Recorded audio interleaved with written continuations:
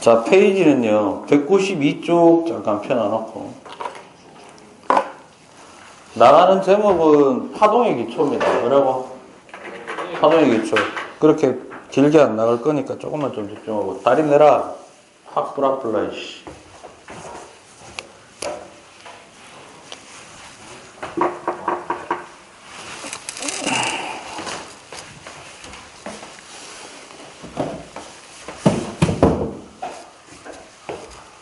자, 파동의 기초입니다.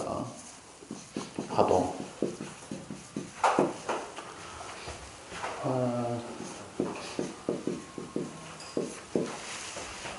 여러분들이 파동에서 좀 해야 되는 게 뭐냐면, 최소한 이런 건 좀 사용해야 된다는 거예요. 뭐냐면, 야, 파장이 얘보다 짧아, 길어, 뭐 이런 거 있죠. 이게 무엇을 의미하는지 정도는 좀 이해할 수 있어야 된다. 사용을 해야 된다. 파동에서 아마 사용되는 기본적인 내용들은 중학교 때도 어느 정도 좀 했던 내용이긴 합니다. 알겠죠? 했던 내용이긴 한데, 좀 정확하게 좀 사용할 필요가 있다. 알겠습니까? 그래서 오늘은 파동에 대한 내용으로 몇 가지만 좀 하도록 하겠습니다. 알겠죠? 아주 깊은 부분까지는 안 할 거니까.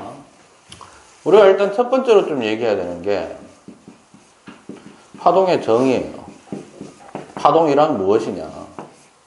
파동의 정의는 어느 한 지점에서 발생한 진동이 뭐라고? 그러니까 어느 한 지점에서 뭐가 발생했다? 뭐가 발생했다? 진동이 발생해서 에너지 형태로 뭐로? 에너지 형태로 주변에 전달되는 현상을 우리는 뭐라고 한다? 파동이라고 얘기를 합니다. 됐습니까? 그러니까 뭐가 있어야 되느냐 하면은 진동이 발생을 해서 뭐가 발생해서? 진동이 발생해서 중요한 거는 무슨 형태로? 에너지 형태다. 물질이 전달되는 경우는 거의 없습니다. 알겠어요? 물질하고 에너지가 동일하게 좀 전달될 때도 있는데 우리는 여기서는 에너지만 전달된다라고 합시다. 뭐라고? 에너지만 전달된다라고 할게요. 그래서 에너지의 형태로 주변으로 전달된다. 이때 진동이 발생하려면요, 기본적으로 다 그런 건 아니지만 간혹 물질이 필요합니다. 뭐가 필요하다고? 그래서 첫 번째로 기억해야 되는 게 진동하는 물질이 있겠죠. 맞아? 이거를 뭐라고 하느냐 하면 통틀어서 매질이라고 얘기합니다. 뭐라고 한다고? 매질. 됐죠? 그 다음에 두 번째, 진동이 발생한 처음 장소가 있어요. 지점. 됐냐? 이거를 뭐라고 하느냐 하면 파원이라고 얘기합니다. 뭐라고 한다고? 지진도 파동이지.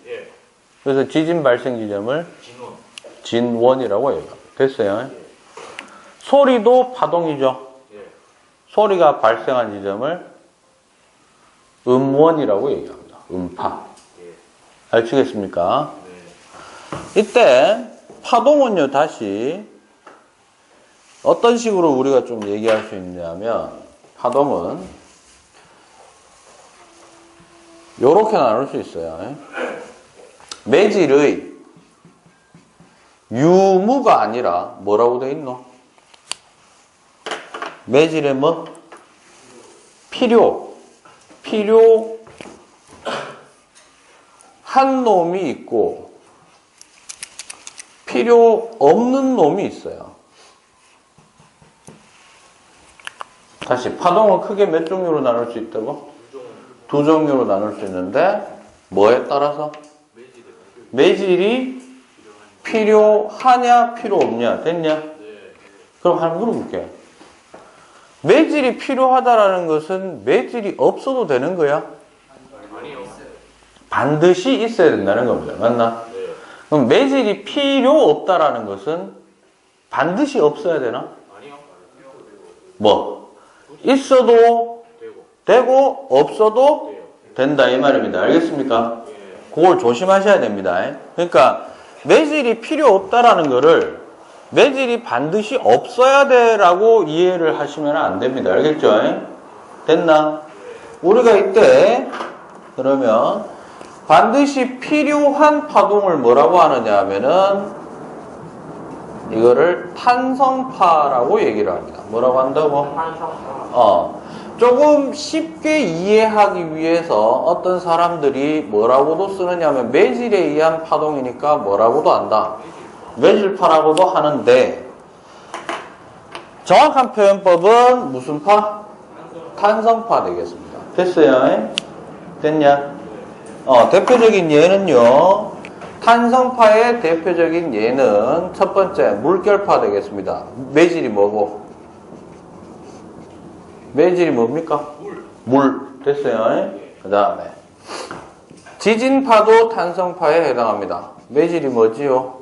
땅, 지각 뭐 이러면 됩니다. 됐어요? 하나 더 할까요? 음파. 뭐라고? 매질이 뭐지요? 공기도 되고 액체도 되고 고체도 됩니다. 모든 매질이 다 됩니다. 됐죠? 그런데 주로 우리가 일상생활에서 얘기하는 음파의 매질은 누구? 공기가 되겠습니다. 됐죠? 그 다음에 필요 없는 파 있죠? 필요 없는 게 있는데 필요 없는 거를 우리는 뭐라고 하느냐면 전부 통틀어서 이것을 전자기파라고 얘기를 합니다. 뭐라고 한다고? 전자기파. 전자기파라는 말을 우리는 흔히 일상생활에서 뭐로 좀 많이 바꿔 쓰느냐 하면 뭐라고? 빛이라는 말로 바꿔서 많이 씁니다. 됐죠? 물론 우리가 일상생활에서 쓰는 빛은 주로 전자기파 중에서도 가시광선만을 빛 얘기하는 경우가 많습니다. 됐어요? 근데 모든 종류의 빛 이렇게 돼 있는데 이렇게 생각하셔야 돼요. 정확하게 하자면 이거를 모든 종류의 빛이라고 해도 되고요. 모든 종류의 빛이라고 해도 되고 전자기파는 크게 무슨 파와 무슨 파? 광파와 전파 영역으로 나뉜다. 이렇게 보시면 되겠습니다. 됐죠? 그럼 이래 되네. 빛은 진공 상태에서도 전달이 가능해. 맞아, 틀려? 가능하죠. 진공이 어떤 상태입니까? 아무런 물질이 없는 상황이죠. 전자기파는 매질이 필요 없다고 했으니까 진공 상태에서도 전달될 수 있는 놈을 얘기합니다. 맞습니까? 그에 비해 탄성파는 진공 상태에서 전달이 안 되죠. 때려쳐 죽여도 뭐가 필요하다? 매질이 있어야만 전달되는 파동입니다. 됐습니까? 아시겠어요? 자, 그 다음에 여기에서 우리가 좀 얘기를 해야 되는 게 요거 하나 얘기할게요. 파동의 전달 방식이 있습니다. 명칭만 좀 알아둡시다. 파동의 전달 방식이라고 제가 좀 얘기를 할게요. 이게 뭐냐면 크게 두 개로 나뉘어집니다. 몇 개로? 하나가 뭐냐면 종파라는 게 있어요. 뭐가 있다고? 종파가 있고 나머지 하나가 횡파라는 게 있습니다. 종파의 정의는 파동이 발생을 하게 되면 방향이 두 개가 생겨요. 몇 개? 두 개요. 첫 번째, 진동 방향. 여기서는 우리 기준으로 얘기하면 진동 방향이 어디 되노? 아래 위로 움직이죠. 위아래로. 맞아요? 그럼 이쪽이 지금 우리 기준으로 얘기하면 중력 방향이지. 그럼 이래 보통 우리 중력 방향하고 평행하게 이루어지는 거를 대부분 전부 다 연직 방향이라고 얘기합니다. 뭐라고 한다고? 됐어? 됐어? 요거의 진동 방향이고요. 진동을 내가 이렇게 하면 뭐가 되노? 뭐 우리 그냥 간단하게 얘기하면 좌우 맞아요? 혹은 뭐 수평 맞습니까?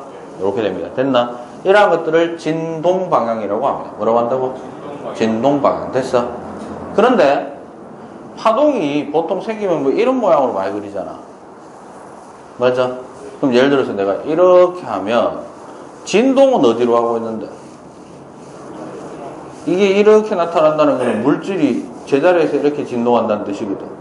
그런데 에너지는 어디로? 어디에서? 여러분들 볼 때 왼쪽에서 오른쪽으로. 그래서 이래 된다. 방향이라는 것은 파동이라는 건 진동도 하지만 항상 기억해야 되는 게 진행도 합니다. 뭐도 한다고?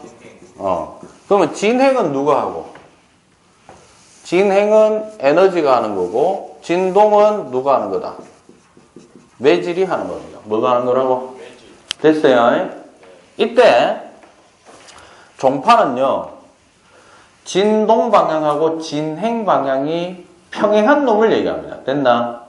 그 다음에 횡파는 진동 방향과 진행 방향이 수직인 놈을 얘기해요. 됐어? 됐어? 그래서 그것만 좀 간단하게 쓰면 이렇게 쓸게요. 얘는 진동 방향과 진행 방향이 어떤 놈이냐면 평행한 놈을 얘기합니다. 됐니? 이 대표적인 게 지진파 중에 P파라는 놈이 있어요. 얘가 종파입니다. 됐나? 그 다음에 횡파는 진동 방향과 진행 방향이 어떤 놈? 이렇게 그리면 뭐죠? 수직인 놈을 얘기합니다. 됐어요? 자, 쉽게 가자. 우리는 일반적으로 앞으로 파동을 모식화해서 표현할 때 모두 횡파를 기준으로 합니다. 뭐를 기준으로 한다고? 횡파가 바로 모양이 이렇게 진행되는 놈을 우리는 횡파라고 얘기를 합니다. 됐나? 그러니까 엔간하면 다 이렇게 그린다 이 말이죠. 파동. 그럼 우리가 앞으로 엔간하면 표현하는 파동의 모습은 무슨 모양이다? 횡파의 모양이다. 이렇게 좀 생각을 하시면 되겠습니다. 됐어요? 오늘 길게 안 합니다. 이것만이라도 좀 정확하게 좀 해놓기 바랍니다. 알겠어요? 그러면 다음 시간에, 잘 들어, 다음 시간에 할 거 예고합니다. 우리가 궁극적으로 요 기본에서 좀 얘기를 하고자 하는 것은 다음 시간에 할 내용인데 좀 자세히 할게. 오늘 수행평가에 대해서 좀 전달할 게 많아가지고. 이렇게 생각하시면 돼요. 파동에서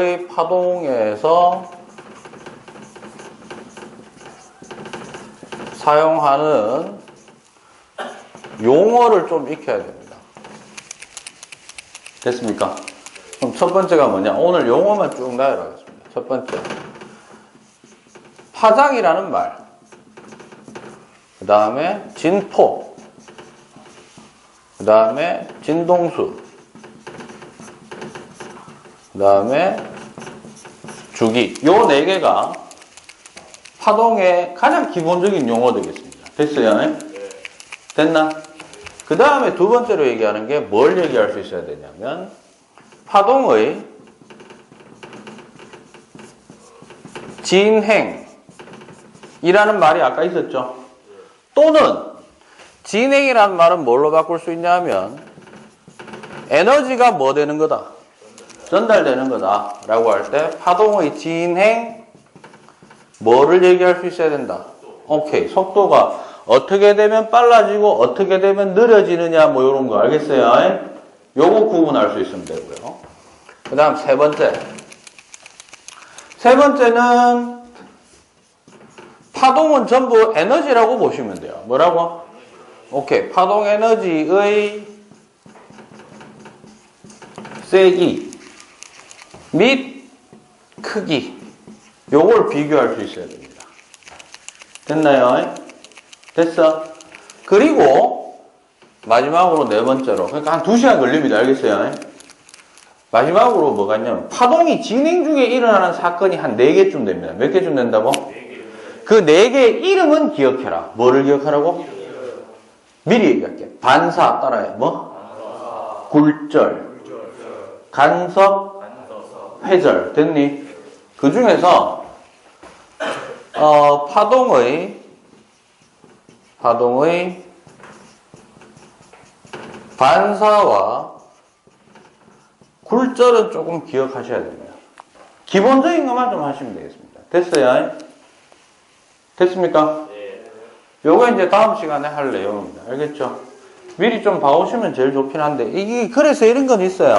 봐봐. 나도 좀 딜레마긴 한데, 아까 지금 현재 여러분들 안병원쌤하고 나가는 부분이 눈이라고 했잖아요. 그럼 기본적으로 사용하는 파동은 뭔데? 빛이에요. 그 중에서도 가시광선, 뭐라고? 그러면 가시광선이 파장 영역대가 적외선보다는 짧고 자외선보다는 길거든. 지금 이미 사용했는 말이 뭐가 있노? 그 종류도 얘기했고, 뭐도 얘기했노? 파장이 뭐 짧다, 길다 이런 얘기도 있죠. 맞아요. 어떤 요런 표현들을 갖다 계속 사용하는 데 있어서 쟤네들을 진짜 막 깊게까지 공부할 필요는 있느냐 라는 문제가 생기기는 하는데, 저도 깊게까지 건드리지는 않고 얘는 뭐다 얘는 뭐다 라고 하면 일단은 그게 이해가 안 되더라도 뭐는 할 수 있어야 되냐면 내가 사용은 할 수 있어야 된다라는 얘기예요. 알겠습니까? 그것 때문에 하는 겁니다. 알겠습니까? 제가 봤을 때는 예전에 이제 좀 오래됐죠. 저 학원에 있을 때 간혹 이제 고등학교 1학년 학생들 있죠. 1학년 학생들이 뭐 시험 치를 대비 수업 좀 위에서 도와주라 해가지고 저 보통 재수생 하는 데 있어가지고 1학년 과학을 딱 보면서 이래 뭐 이제 범위 볼 거 아니야. 보면 뭐 이래 얘기해 보면 기본적으로 뭐가 안 되니까 이런 단어들이 소통이 안 되면 바꿔 얘기하면 저하고 소통이 안 된다는 얘기는 무슨 말하고 같습니까? 문제지 안에 문제를 이름 모르는 거 아니죠. 뭐 파동의 파장이 얼마고 뭐 어쩌고 뭐 어떻게 됐는데 뭐 이런 식으로 이해됩니까? 그러니까 이거를 우리 앞서서 배웠던 걸로 얘기해 보면 도플러 효과는 결국 이 중에 뭐 많이 사용하는 겁니까? 파장이 어떻게 된다. 그게 머릿속으로 대략 이런 형태로 변하는 거구나라는 정도는 좀 떠올라야 된다라는 거예요. 안 그러면은 진짜 이건 수박 겉핥기식으로 성적도 안 나오고 뭐 했는지도 모르고 주당 4시간씩 했는데. 알겠습니까? 됐어요? 특히 이 중에 뭐 다 이과 갈 리는 없겠습니다만 이과 가는 학생들은 우리 학교는 기본적으로 제가 보니까 교육과정이 물화생지 원을 다 합니다. 알겠습니까? 내신에서 이수 과목으로 다 하니까. 그리고 요즘은 내신에서 내신형으로 시험 문제를 따로 내는 게 아니고 수능형에 맞춰서 내기 때문에 그런 부분을 조금 미리 대비해 놓는 것도 좋다고 생각합니다. 알겠습니까? 네. 잠깐 쉬었다가 종치면 이동하시기 바랍니다. 알겠죠? 네. 자, 오늘 여기까지 하겠습니다.